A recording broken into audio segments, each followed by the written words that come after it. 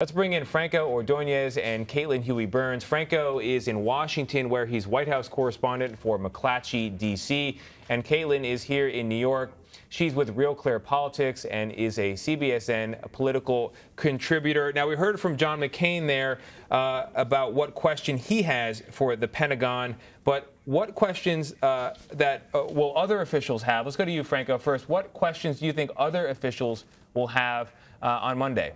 There's still a lot of questions out there. I mean, why did it take so long to find the body? How did they get into it? How did they get into this situation? How did they confront hostile?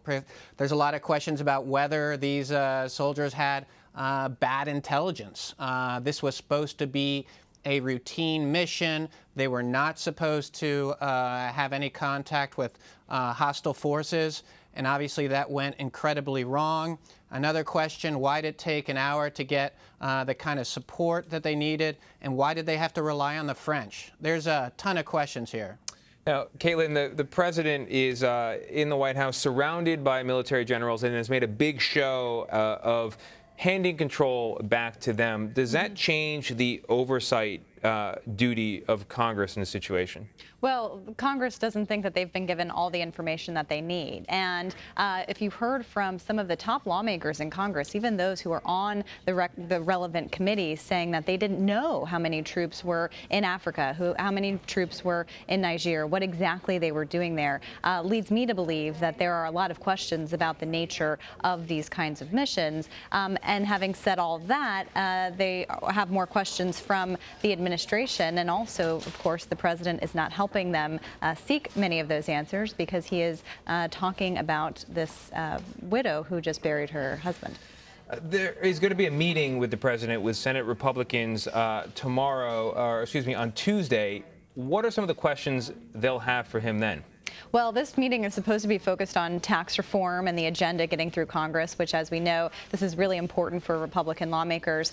We haven't really seen Republicans come out in full force and really condemn the president for his handling of this. We're now a week into this controversy surrounding his handling of Gold Star families and indeed intensifying that fight as early as today. And so I don't expect that they'll really talk about that. I think it will be more focused on the agenda. Donald Trump is looking for votes for tax reform, but it's also important to note that there is no legislation yet. They're still kind of they've just passed the budget through the Senate, has to go to the House, and they will start drafting that legislation. All right. And President Trump, Franco, I'm going to you here. President Trump called on the House to take up the Senate's budget this week, which would pave the way for tax reform. But what are the prospects for a bill being on the president's desk around Thanksgiving? Seems pretty optimistic, but that's what he's asked for. I think it's extremely optimistic. I mean, obviously, with this Congress, anything of significance is really tough to get through. You know, this talk about tax reform, all these different issues that are on the agenda. It's going to be really difficult to get anything through, especially with such a divided Congress, a divided Republican Party, and add to that all these other distractions going on right now. Franco, do you think the fight with the Gold Star widow is going to undercut the tax reform agenda in any way? I mean, I think it's possible. It's certainly a distraction. It's certainly something that the Republican Party does not want to have to deal with. They want this meeting on Tuesday to focus on tax reform. They don't want to have to be kind of cleaning up after comments from a president after 8 days of a battle with Gold Star. It shows how divided the party is in many ways, in many directions. And, you know, it's amazing that you're having these battles, Republicans against Republicans, as opposed to Republicans versus Democrats, when Republicans are in control of both parties, both chambers of the House, the White House. This is supposed to be like the glory time, but they're really having a hard time. Caitlin, do you share that view? Do you think the dispute with the Gold Star widow is going to undercut tax reform? Well, it certainly doesn't help. I think Republicans would prefer the president to be talking about really anything else but this. But it's interesting when you talk to lawmakers and Republicans, they're not all too eager to kind of go the route of condemning him on this. What's really interesting about these continued distractions from the president, these continued controversies, is that a lot of these Republicans share a base with this president. A lot of them are up for re-election next year. So we've seen some of them kind of go a little bit off the beaten path, like Bob Corker, who's not running for re-election. Others are kind of walking a tight rope right now because they are kind of feeling the pressure from this president as it pertains to tax reform, because they are going to be held accountable for passing or not passing legislation, especially next year. So if tax reform is important and Republicans want to get it done, what are the sticking points? Why can't they get it done or may not be able to get it done? Well, the health care battle was a really educational in terms of the process. They want to do this with only Republican votes, although because they can do it through reconciliation, which doesn't require 60 votes. The president has been trying to court some Democratic senators, particularly those in states that he won, feeling that they might feel pressured to do so, especially since they'll be asking for votes from constituents that voted for him next year. But if health care is complicated, tax reform is even more so. There are so many stakeholders in this fight. There's a reason it hasn't been done in 30 years. And it's also important to remember that we only have a framework so far. So you have conservatives who are concerned about how a lot of this is going to be paid for.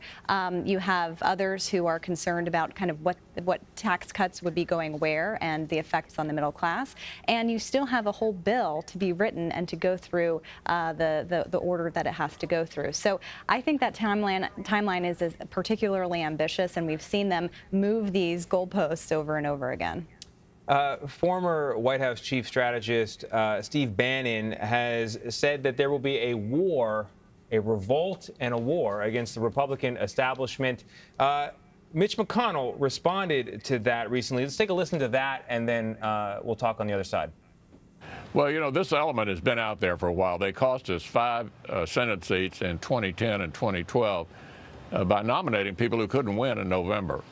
In order for the president's agenda to advance, we have to be able to elect people who support the agenda. And so these inter-party skirmishes are all about whether or not we can nominate candidates who can win in November.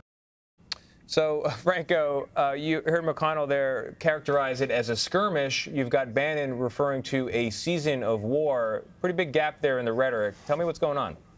Well, it's really interesting. I mean, this you know, just not to go back to a point making earlier, it just shows the divisiveness of the Republican Party, unclear of which direction they want to go in. It reminds me of McConnell's presser with Donald Trump in the Rose Garden last week when Mitch McConnell said, we need to elect people who are going to win. We need to get candidates who are going to win.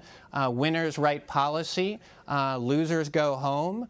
He certainly has a different perspective on who can win in statewide elections versus Steve Bannon, who obviously wants a much different, more conservative, more nationalistic type candidate. And we're going to see what happens, who really is correct. But it's going to be interesting to watch. No boring days in a season of war. Franco Ordoñez and Caitlin Huey-Burns, thank you both very, very much.